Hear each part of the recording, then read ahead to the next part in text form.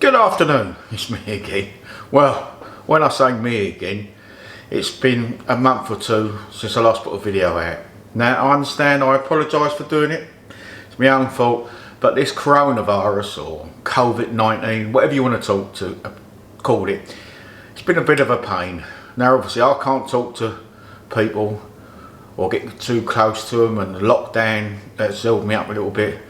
But I'm getting my jab on Saturday. So looking good. So 2 weeks after that, I should be out on the road again. I've got loads of people, loads of videos should be coming out this year of interest in making a little video for me. But in the meantime, I'm going to do a little video now.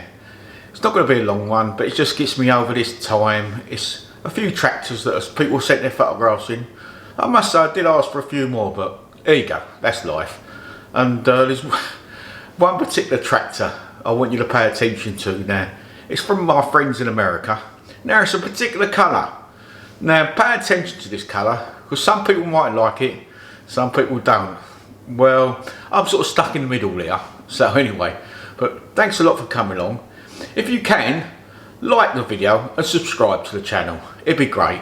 The more likes that I get, the more visible the channel gets. That's great for the community.